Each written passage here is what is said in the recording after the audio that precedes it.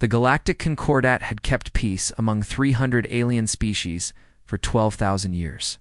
At the center of this great alliance was Council Station Elisara, a massive space station where diplomats from across the galaxy came to solve their problems with words instead of weapons. It floated in neutral space, symbol of civilization and order. Commander Zirith Valkaron stood at the front of the main diplomatic chamber. He was a Veshan, one of the most powerful species in the known universe. His kind had ruled galactic politics for centuries. They were tall and thin, with 4 arms and skin that glowed a soft blue color. Zirith believed, as all Visians did, that his species was better than all others. They were the natural leaders of the galaxy, and everyone else existed to serve them.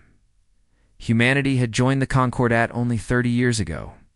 To the older species, humans were newcomers, barely worth noticing. Worse than that, humans came from what the galaxy called a death world.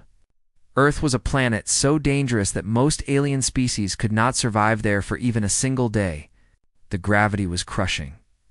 The atmosphere was filled with oxygen, which was poison to many beings. The planet had predators everywhere, diseases that could kill in hours. And whether that could shift from peaceful to deadly in minutes. The other species looked at humans with a mixture of fear and disgust. How could any civilized being come from such a terrible place? Lieutenant Commander Grace Sullivan was the human representative at today's summit. She was 34 years old, with short red-brown hair and calm green eyes. She had served in the United Earth Navy for 15 years. And she had been chosen for this job because she knew how to stay calm when things got difficult. She was a diplomat now, not a soldier, and she took that role seriously. The meeting was about trade routes through something called the Viridian Corridor. This was a path through space that connected several important star systems. Humanity had been using this route for 10 years, but now the Veshans wanted it all for themselves. Zirith did not even look at Grace when he spoke. His 4 arms were crossed over his chest, a sign of his authority.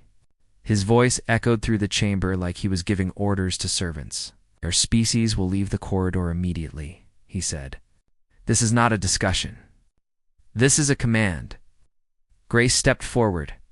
A small device in her ear translated her words into the Essien language. "With respect, Commander, the Concordat Council has declared the corridor open to all member species. Earth has every right to use it." "Rights?"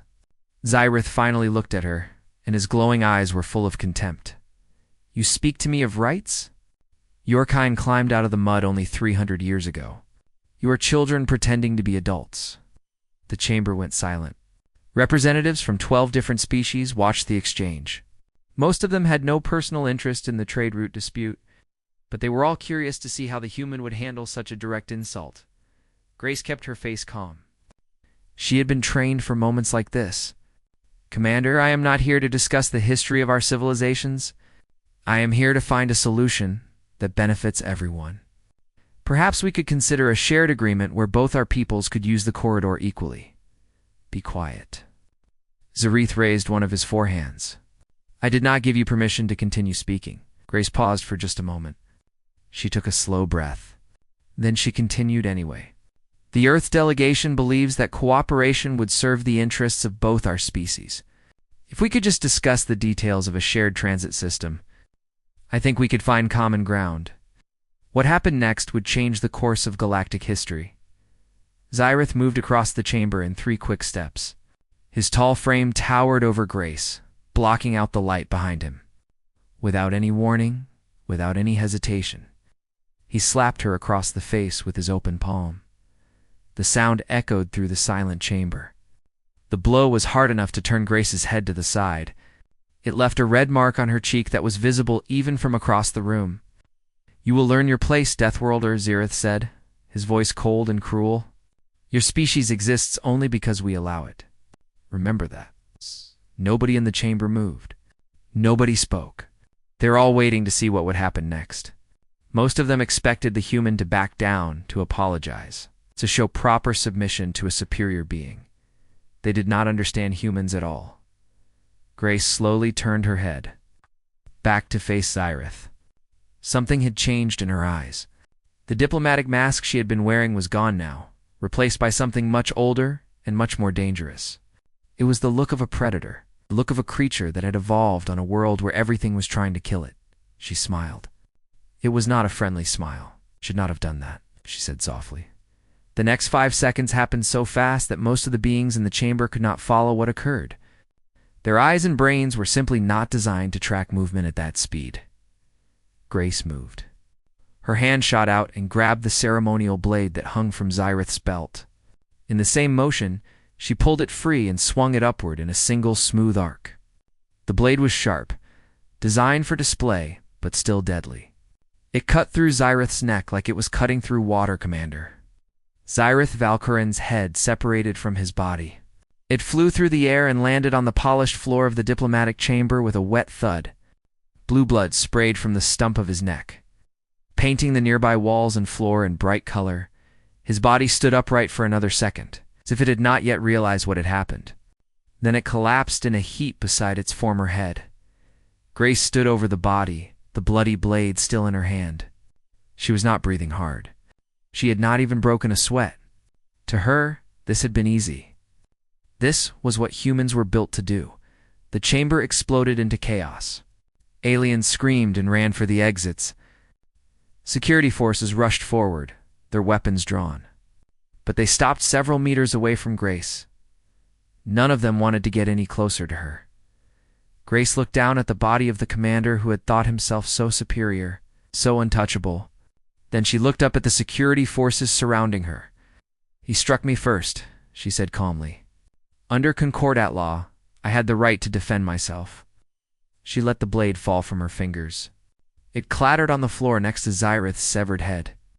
"I am ready to face whatever judgment the Council decides is appropriate." The security forces exchanged nervous looks. Finally, one of them stepped forward, though he kept his distance. "You will come with us," he said, his voice shaking slightly. Grace nodded and walked forward peacefully. She did not resist. She did not need to. The galaxy had just learned something important about the species from Earth. They were not pets. They were not primitives. They were the most dangerous creatures that had ever joined the Conde, and they had just been wakened. The video spread across the galaxy like fire through dry grass within 6 hours of the incident.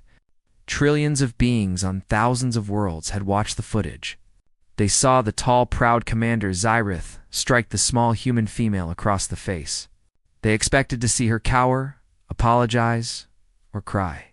Instead, they watched her move with a speed that their eyes could barely follow. They watched her draw his own blade and remove his head from his body in less than 5 seconds. Most species had to slow the video down to even understand what had happened. At normal speed, simply looked like the human had blinked and the Theshan had died. Grace. Sullivan was taken to a holding cell on Council Station Elisara. 4 guards escorted her through the corridors, but they walked at least 3 meters behind her at all times. None of them wanted to be within arm's reach of a human, not after what they had witnessed. The cell they put her in was comfortable enough. It had a bed, a small bathroom, and a window that looked out at the stars. Grace sat on the bed and waited. She knew that what she had done would have consequences far beyond her own fate. She had changed something fundamental about how the galaxy saw her species. She did not regret it. Not for a single moment. On the Theshan homeworld, the reaction was immediate and violent. Crowds filled the streets, demanding revenge. The government declared a state of emergency and began mobilizing their military forces. Admiral Cathrell, the dead commander's brother, personally swore a blood oath that he would turn Earth to a dead rock floating in space. The Decian fleet was one of the largest in the Concordat. They had over 200 capital ships, each one capable of destroying a planet. They began gathering near the border of human space, preparing for an invasion that they believed would be quick and easy. On Earth, the response was very different. Admiral Benjamin Cole stood before the United Earth Defense Council in the city of Geneva. He was 62 years old, with gray hair and a face that looked like it had been carved from stone. He had spent his entire adult life preparing for a moment like this. Lieutenant Commander Sullivan acted within her legal rights, he said, his voice flat and calm. The Concordat Charter includes provisions for self-defense. Any being who is physically attacked may respond with appropriate force. These provisions were written by the Athesians themselves many centuries ago. She killed him, one of the council members said. She cut off his head. Yes, Cole agreed.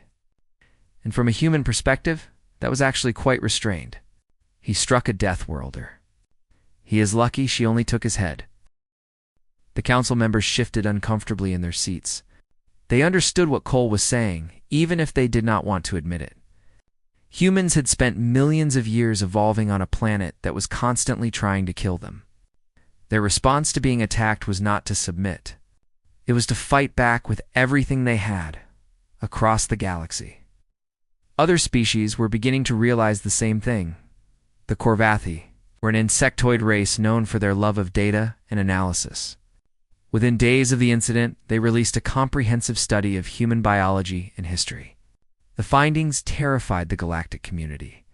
According to the Corvathi report, humans were the ultimate survival machines. Their bodies could adapt to almost any environment. They could survive temperature extremes that would kill most species instantly. They healed from wounds that would be fatal to other beings. They could continue fighting even after suffering injuries. That should have stopped them completely. But the biological facts were not the most frightening. Part of the report, the Corvathi had also studied human history. What they found was almost impossible to believe. Humans had spent most of their existence fighting each other. They had developed warfare into an art form, creating weapons and tactics of incredible sophistication and brutality. They had built devices capable of destroying their entire planet many times over. They had used these weapons on their own kind. The galaxy had known that humans came from a dangerous world. What they had not understood was that humans were the most dangerous thing on that world. The report included a simple warning at the end. The Corvathi recommended that all member species of the Concordat avoid provoking humans under any circumstances. They compared it to poking a sleeping predator with a stick. It might seem like nothing would happen at first. But eventually the predator would wake up, and then everyone would die. The Concordat Council held an emergency session to discuss the situation. Representatives from dozens of species demanded action. Some wanted to expel humanity from the Alliance. Others wanted to make peace before things got any worse. A few, mostly species who had their own troubled histories, quietly suggested that perhaps the Decians had gotten what they deserved. Meanwhile, the Decian fleet continued to grow. Admiral Cathrell was not interested in diplomacy or discussion. His brother was dead, and someone was going to pay for that crime. The humans would be the first, and then anyone who had ever supported them would follow. In her cell on Council Station Elisera, Grace Sullivan received a visitor. He was a small, lizard-like being called Ambassador Vetch, representing a species that had always been friendly to humanity. He looked at her with something that might have been respect or might have been fear. "They are coming for your world," he said. "The Athesians have gathered almost 150 capital ships. Your people have less than 20. The mathematics are not in your favor." Grace smiled slightly. "Mathematics rarely tell the whole story." "You do not seem worried." "I am not worried," Grace said. "Humans have been fighting against impossible odds since before we could write. We have a saying on Earth. It is not the size of the dog in the fight that matters. It is the size of the fight in the dog." Ambassador Vetch tilted his head, confused by the strange human expression. "I do not understand," Grace said. "Soon, everyone will understand." On Earth, Admiral Cole was preparing for war. But he was not preparing the way the Vetians expected. He was not building more ships or gathering more soldiers. He was doing something much more dangerous. He was letting humans be humans for 30 years. Humanity had been trying to fit into galactic society. They had hidden their true nature, softened their edges, and pretended to be just another civilized species. That time was over now. The sleeping giant was waking up. And the galaxy was about to learn why the universe had made Earth a death world in the first place. It was not a punishment. It was a training ground. The war that was coming would not be like anything the Concordat had ever seen. It would not follow their rules or their expectations. It would be fought by the survivors of a world that had been trying to kill them since the beginning of time. The Thessians thought they were going to destroy humanity. They were about to find out how wrong they were. 2 weeks after Grace Sullivan killed Commander Zereth, the HFY War fleet crossed into neutral space. Admiral Kethrel stood on the bridge of his flagship, the Eternal Dominion. It was the largest warship in the HFY fleet, capable of destroying entire planets with its main weapons. Around it, 146 other capital ships moved in perfect formation, supported by thousands of smaller vessels. Together, they represented the greatest military force the Dacians had deployed in over a century. Kethrel looked at the tactical display showing the position of the human fleet. His luminescent skin glowed brighter with anticipation. The humans had gathered only 23 capital ships to defend their homeworld. By any reasonable calculation, the coming battle would be a slaughter. "How long until we reach Earth?" he asked. 6 hours, Admiral, his navigation officer replied. "We will be in weapons range shortly after." Good. Kethrel's forearms were crossed in satisfaction. "I want every moment of their destruction recorded. The galaxy will watch as we turn their death world into dust." He had no doubt about the outcome. The Dacians had been fighting wars across the galaxy for thousands of years. They had conquered dozens of species and destroyed several more. These humans were nothing but primitives from a savage world. They would break under the first assault. What Kethrel did not know was that humans had already been inside his fleet for the past week. Colonel Daniel Hayes was the commander of the 1st Special Operations Group, humanity's most elite military unit. His people were the best soldiers Earth had ever produced, trained to fight and survive in conditions that would kill ordinary humans. For the past 2 weeks, while the Veshans had been gathering their fleet and making threats, Hayes and his teams had been busy. They had arrived in civilian ships, disguised as merchants and traders. The Dacian security forces had searched their vessels and found nothing suspicious. They had not looked hard enough. Human soldiers were very good at hiding things, including themselves. Now, 37 of Hayes's people were scattered throughout the Athenian fleet, waiting for the signal to act back in human space. Admiral Cole watched the approaching fleet from the bridge of the carrier Intrepid. The ship was old by galactic standards, but it had been modified in ways that would have made its original designers very confused. Humans did not believe in leaving things the way they were. They improved, adapted, and modified everything they touched. "Admiral, the Veshan fleet will be in weapons range in approximately 5 hours, his tactical officer reported. She was a young woman named Lieutenant Patricia Webb, and she showed no sign of fear, despite the impossible odds they faced. "Our full strength?" Cole asked. "What of 3 capital ships and 112 support vessels, sir?" "The Mars Defense Flotilla arrived this morning. Jupiter Station sent everything they could spare." Cole nodded slowly. It was not enough, not by traditional standards. But Cole was not planning to fight a traditional battle. "Begin Phase 1, he ordered. Across the human defensive line, ships began moving into position. They were not forming the standard battle formations that the sessions would expect. Instead, they were spreading out, creating gaps and openings that seemed like obvious weaknesses. The Dacians saw these gaps and assumed the humans were making mistakes. They adjusted their approach to take advantage of what they thought was incompetence. They did not realize they were walking into a trap. For the past 2 weeks, human mining ships had been working in the space between the 2 fleets. Officially, they had been extracting minerals from a nearby asteroid field. In reality, they had been seeding thousands of specialized devices throughout the region. Some of these devices were mines, designed to explode when enemy ships passed too close. Others were sensor jammers, meant to confuse targeting systems and communications. Still others were decoys, programmed to look like human warships on enemy scanners. The Dacians had not noticed any of this. Their sensor systems were designed to detect the weapons and tactics of civilized species. Human weapons did not follow civilized rules. Colonel Hayes checked his chronometer. He was hidden in a maintenance crawl space aboard the Deshan cruiser Righteous Fury. It's less than 50 meters from the ship's main shield generator. In 4 hours and 37 minutes, he would destroy that generator and throw the cruiser into chaos. Similar scenes were playing out across the enemy fleet. 37 human soldiers waited in 37 hiding places, each one positioned near a critical system. When the signal came, they would all act at once. Hayes thought about his family back on Earth. His wife, Margaret, was a teacher in a small town in Montana. His 2 sons were both in high school, probably worried about their father right now. He had promised them he would come home. He intended to keep that promise.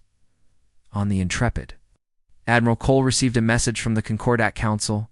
They were demanding that he surrender his fleet and submit to the scene judgment. They claimed that resistance was pointless and would only lead to more human deaths. Cole smiled slightly and deleted the message without replying. Sir, Lieutenant Webb said, "I am detecting unusual energy signatures from the Essian fleet. It looks like they are charging their main weapons." "They want to make a statement," Cole said. "They want to destroy us with a single overwhelming attack. Let them try." "Admiral, with respect, their combined firepower could crack a planet. Our shields cannot withstand that kind of assault." "You are correct, Lieutenant. Our shields cannot withstand it." Cole's smile grew wider. "That is why we are not going to let them hit our shields." The Veshan fleet continued its approach. Admiral Cathrell was growing impatient. He wanted to begin the destruction of humanity immediately. But his tactical officers insisted on following proper battle protocols.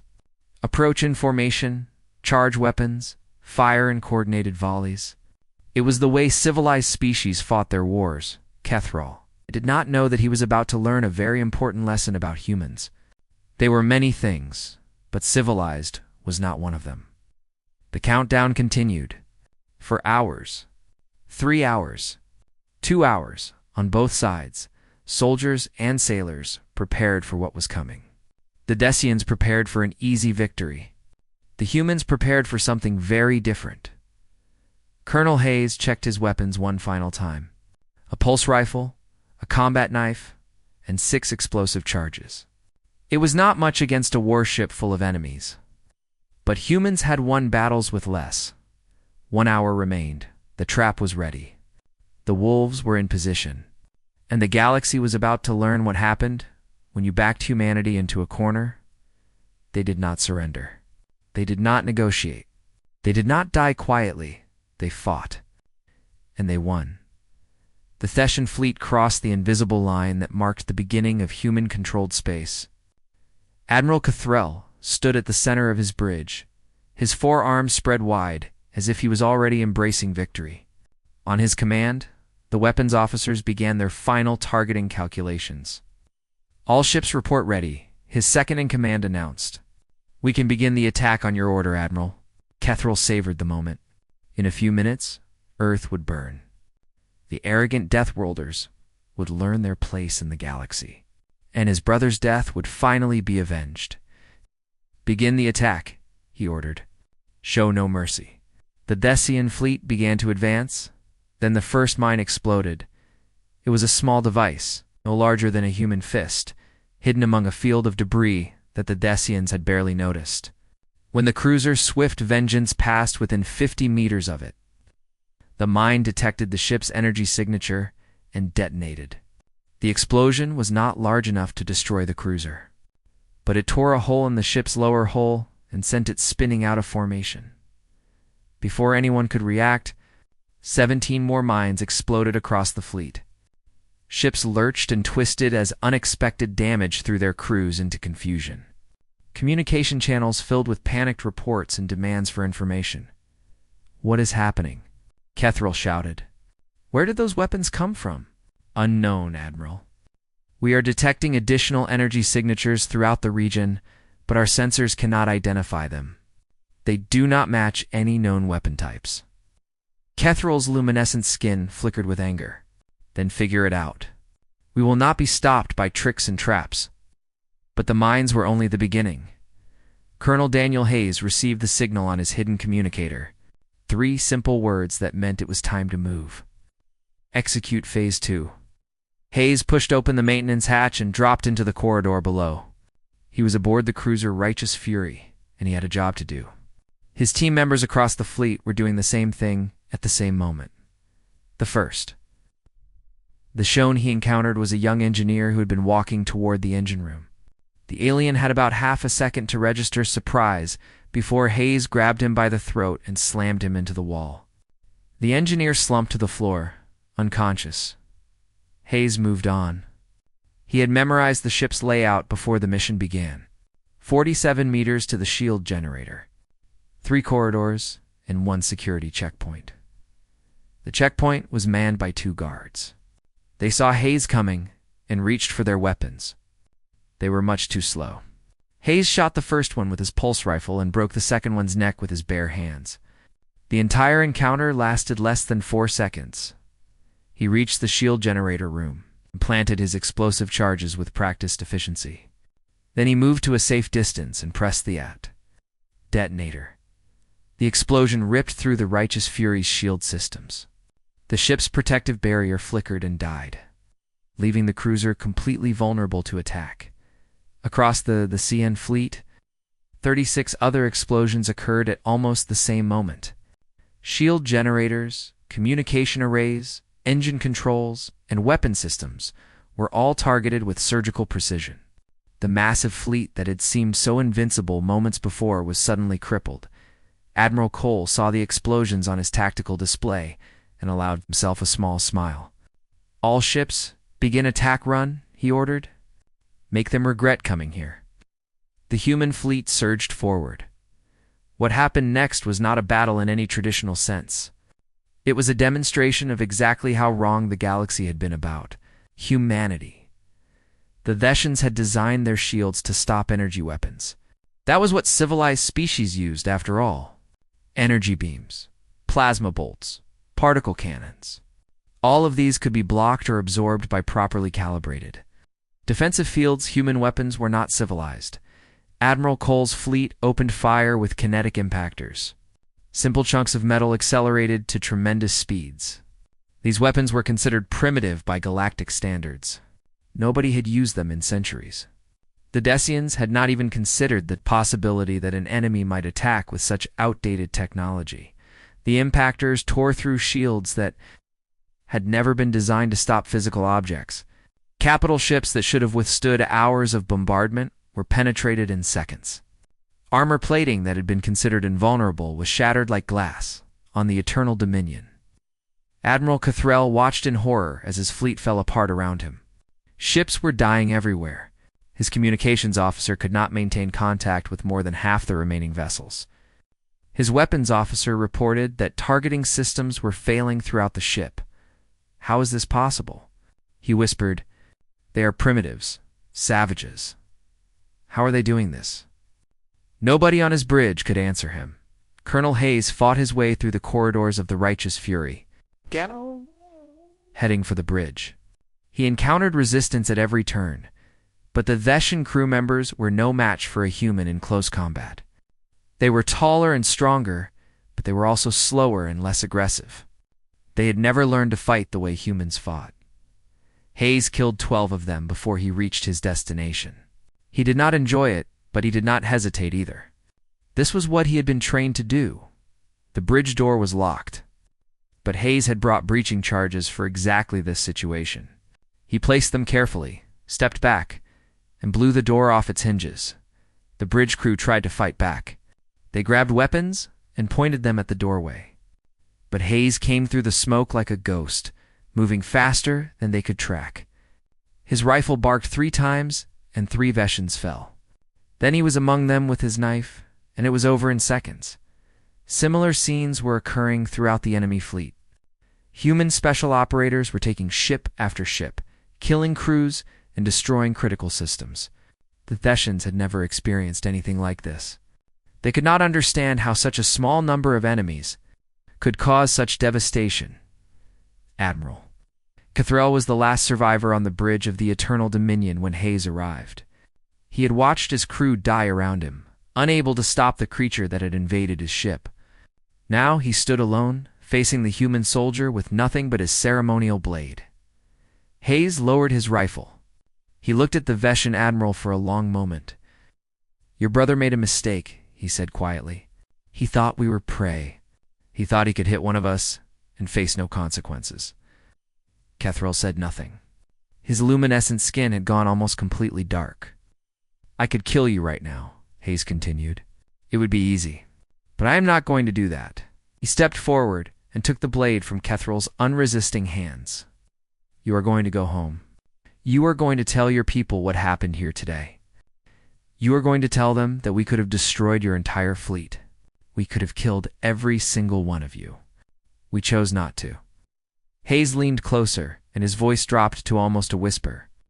"But make sure they understand this. We will not choose mercy again. If anyone threatens Earth again, if anyone hurts one of our people again, we will not stop until there is nothing left of them. Do you understand?" Kethril nodded slowly. "Good." Hayes stepped back. "Now get off my ship." The battle lasted less than 3 hours. Of the 147 Veshan capital ships, 92 were disabled but intact. 53 were severely damaged. Only 2 had been completely destroyed. The human fleet had not lost a single vessel. As the surviving Veshan ships limped back toward their own territory, the galaxy watched in stunned silence. Every calculation, every assumption, every belief about humanity had just been proven wrong. The Deathworlders had come to play, and they played to win. 1 month after the battle that changed everything, Grace Sullivan stood in the center of the Concordat Council chamber. She was a free woman now. Her tribunal had lasted only 2 days. The evidence was simple and clear. Xyrath had struck her first. She had responded within her legal rights under the Concordat Charter. The fact that her response had killed him was unfortunate. But it was not a crime. The Thessians had protested loudly, but their protests meant very little now. Their fleet had been humiliated. Their military power, which they had used to dominate galactic politics for centuries, had been proven to be much weaker than anyone had believed. Nobody was afraid of them anymore. Now Grace stood at the same podium where she had faced Xyrath, looking out at the assembled representatives of 300 species. Many of them still feared her. Some of them hated her, but all of them were listening. "What happened in this chamber was not something I wanted," she began. Her voice was calm and steady, the same voice she had used on that fateful day. "I did not come here looking for a fight. I came here looking for a solution." She paused and looked around the room, meeting the eyes of delegates who quickly looked away. "But I will not apologize for defending myself, and humanity will not apologize for defending our home."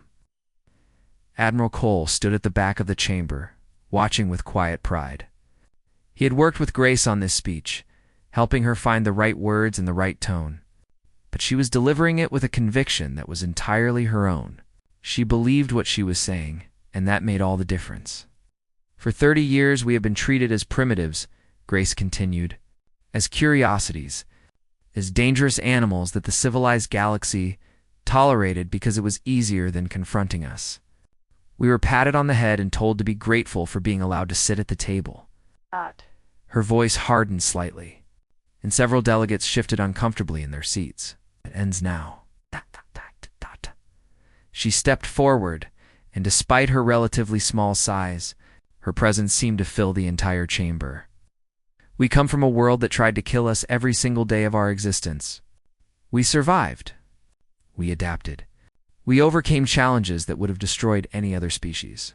And we did not become monsters because of it. We became survivors." The Veshan delegation sat in uncomfortable silence. Their new ambassador had been chosen specifically to replace the previous representatives, all of whom had supported Xyrath's aggression. He was a younger Veshan, more cautious than his predecessors. He had seen the footage of what human soldiers had done to his fleet. He had no desire to repeat that experience. "We do not want war," Grace said. "We have never wanted war. Humans have spent enough of our history fighting each other. We joined the Concordat because we wanted something better. We wanted to be part of a community of civilized species working together for the common good." She shook her head slowly. "But we will not accept being treated as lesser beings. We will not accept being slapped and told to know our place. Every species in this chamber has violence in their past. Every species here has done terrible things in their history. The difference is that we are honest about ours. Colonel Hayes had returned to Earth after the battle. He was sitting with his wife Margaret in their small house in Montana, watching the speech on a video screen. His 2 sons were there as well, home from school for the day. They had wanted to see their father honored for what he had done. But Hayes did not feel like a hero. He felt like a soldier who had done his duty. Nothing more and nothing less. The killing he had done aboard those the Shen ships did not bring him joy. He hoped he would never have to do anything like it again. So here's what humanity proposes, Grace said on the screen. A new understanding between our species and the rest of the galaxy. We will share our strengths with the Concordat. Our medicine, which can cure diseases that other species consider fatal. Our engineering, which can build structures and conditions that would kill other workers. Our ability to survive and thrive in environments that others consider impossible. She spread her hands in a gesture that seemed almost welcoming. In return, we ask only to be treated with the same respect that is given to any other member species. We want to be partners, not pets. Equals, not inferiors. She looked directly at the Decian ambassador, and we ask that everyone in this chamber remember one simple truth. If you treat us with respect, you will find no better friends in the galaxy. We will trade with you, work with you, and stand beside you against any threat. Her voice dropped lower, and the entire chamber seemed to lean forward to hear. But if you strike us, we will strike back, and we will not stop until the threat is ended. Forever. The chamber was completely silent. That is not a threat, Grace said, her voice returning to its normal tone. That is simply who we are.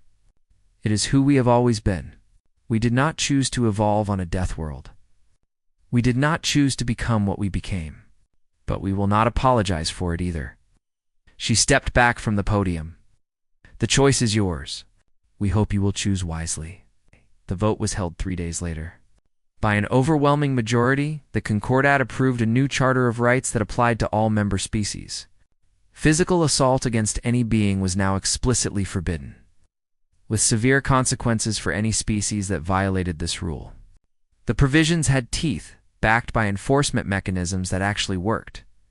Humanity had earned its place at the table, not through submission, not through diplomacy alone, but through strength, and the willingness to use it when necessary. As Grace left the council chamber for the final time, Colonel Hayes fell into step beside her. He had been called back to Elisera to receive a formal commendation from the Concordat, an honor he did not particularly want but could not refuse. "Think this will last?" he asked quietly. Grace considered the question as they walked toward the docking bay where their shuttle waited. "Maybe," she said. "Maybe not. There will always be species who think they can push us around. There will always be commanders like Xerath who believe they are better than everyone else. So what do we do about it?" Grace smiled slightly. It was not the dangerous smile she had shown Xerath in his final moments. It was something softer, almost hopeful. "We keep being who we are," she said. "We stay strong. We stay ready. And when someone makes the mistake of thinking we are weak, we remind them of the truth." They reached the shuttle and stopped at the door. Behind them, the great station continued its endless rotation, home to diplomats from across the galaxy who were still trying to understand what humanity really was. "What is the truth?" Hayes asked. Grace looked at him, and for a moment he saw something ancient in her eyes. Something that had been passed down through millions of years of survival on a world that wanted them dead. "We are the children of a death world," she said. "We are the survivors of everything the universe could throw at us, and we are never, ever going to stop fighting for our place in the stars." She stepped into the shuttle, and Hayes followed. Behind them, the galaxy continued to spin. 300 species watched humanity with new eyes, seeing them not as primitives or savages, but as equals. Perhaps even as something more. The Deathworlders had arrived, and the universe would never be the same again.